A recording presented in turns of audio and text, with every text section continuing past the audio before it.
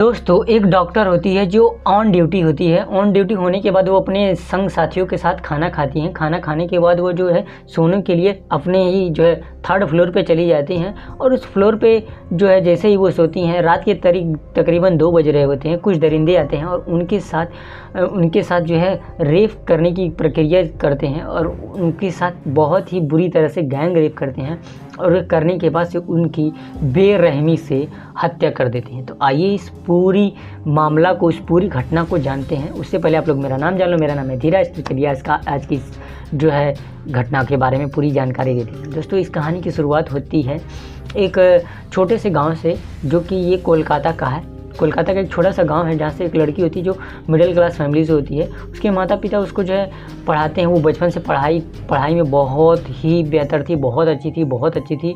और इस वजह से उसके पढ़ाकू स्वभाव को देख करके, उसके जो है पैशन को देख करके वो बचपन से ही डॉक्टर बनना चाहती थी। और उसके माता पिता पढ़ाते लिखाते हैं और वो डॉक्टर बन जाती है और एमडी करती है। एमडी करने के बाद उसकी उम्र हो जाती है 31 वर्ष। अब जिसका नाम इस वीडियो के लिए हम ले लेते हैं तन्नू, ठीक है। इस वीडियो के लिए सिर्फ अब तन्नू क्या उतनी 31 वर्ष की हो जाती हैं। और वो जो है अभी यह घटना सिर्फ 2024 की ही है, जैसा कि आप लोगों को पता ही होगा, 2024 की ही है। अब एक दिन उसको जो है एक कॉल आता है, तो कोई कुछ पहले से रहा होगा, जो कि एक लड़का होता है। धीरे धीरे यह सिलसिला चलते जाता है और वो अपनी काम को लेके बहुत ही ज़्यादा पैशनेट होती है। और वो तकरीबन 32 लगातार 24 घंटे 36 घंटे इस तरह से काम करती थी। और वो अपने कुछ जो है जूनियर साथियों के साथ थोड़ा बहुत मस्ती मजाक करती हैं, खाना खाती हैं। खाना खाने के बाद अपने जूनियर से बोल के जाते हैं कि मैं जो है अगले वाले फ्लैट पे रूम में जा रही हूँ सोने के लिए। और वो जो है दूसरा या तीसरा महला था, उस पे जा करके वो अपनी सोने चली जाती हैं।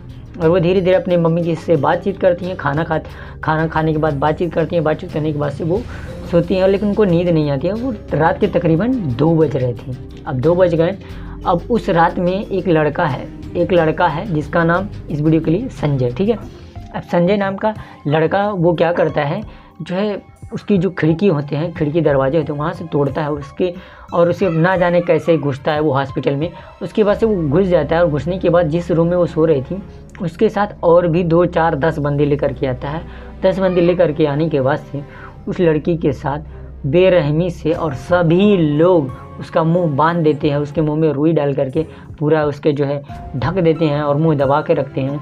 और 10 लोग जोरदार तरीके से संबंध बनाते हैं उसके साथ। और सभी लोग अपना जो स्पर्म होता है उसके अंदर, यानी कि उसका जो प्राइवेट पार्ट्स होता है उसके अंदर, उसके जो वेजाइना होता है उसके अंदर में छोड़ते चले जाते हैं। अब देखो, ये पूरा मामला मैं जान चुका हूँ, इसलिए इस कहानी के माध्यम से आपको समझा रहा हूँ, ठीक है।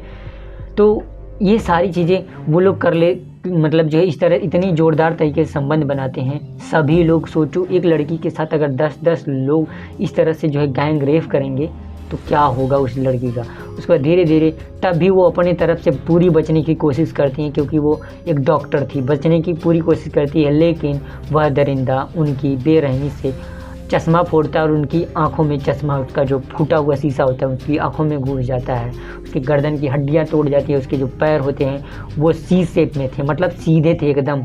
उसके पैर की हड्डियाँ थी वो भी टूट चुकी थी, क्योंकि काफ़ी सारे लोग पकड़े हुए थे, जकड़े हुए थे और तोड़ दिए थे। उसकी गर्दन की हड्डियाँ टूट गई थी। अब यह सब कर देने के बाद से सुबह होता है। सुबह होने के बाद से उसके हॉल में जो लोग होते हैं अपना चूज़ करते हैं। जब वो उसमें जो साफ़ करने वाली दाई होती है वो जाती है और उसकी जो बॉडी को देखती है, उसके जो जूनियर सहकर्मी होते हैं वो सारे लोग जा कर के देखते हैं तो दंग रह जाते हैं। और यह सब देखने के बाद यह घटनाक्रम पूरी मतलब कि हद है भाई। पूरी इस घटनाक्रम को पुलिस वालों को पता चलता है। और भाई, इतने बड़े ऑन ड्यूटी ऑफिसर को, यानी कि ऑन ड्यूटी डॉक्टर को इस तरह से गैंग रेप हो जाता है। और पूरी सरकार क्या कर रही है, और जो वहाँ की जो सरकार थी कुछ भी कदम नहीं उठाती है। लेकिन जब उसकी स्टेट गवर्नमेंट कुछ भी कदम नहीं उठाती है तो उस मामला को जो है सेंट्रल मतलब जो केंद्र सरकार को दे दिया जाता है। अब इस तरह से सीबीआई जांच होता है, सारी चीज़ें होती हैं।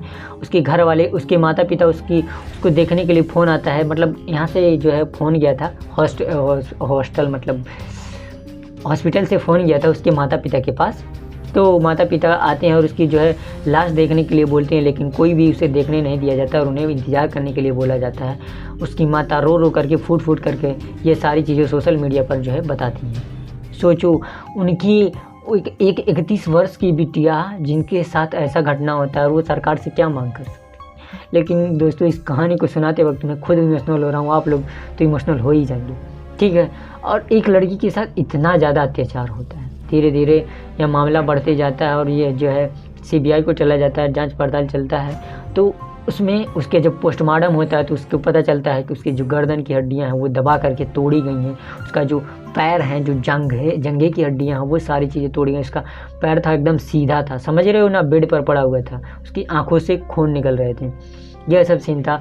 और पता चला जब पोस्टमार्टम रिपोर्ट आई तो उसमें पता चला कि किसी 150 मतलब ऐसे करके समथिंग था जो है क्या स्पर्म था, इतना ज़्यादा स्पर्म था। आप चीज़ों को समझ रहे हो ना, किसी एक व्यक्ति का जो है इतना स्पर्म हो ही नहीं सकता, जो कि 1.5 mm ही समथिंग ऐसा कुछ होता है। डॉक्टर के थ्रू जो है ये जानकारी होती है कि एक व्यक्ति जो है एक बार में जो है 1.5 mm ही समथिंग कर सकता है। मान लो 10-20 बार भी करेगा तभी 20 से 25 ही mm हुआ, लेकिन 150 mm से ज़्यादा स्पर्म थे उसके प्राइवेट पार्ट्स में, समझ रहे हो ना, वेजाइना में।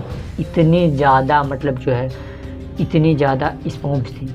इतनी सारी चीज़ें हो जाने के बाद से उस डॉक्टर को जो है और जब मामला CBI को चला जाता है तो उसके जो भी गुनहगार थे पकड़े जाते हैं।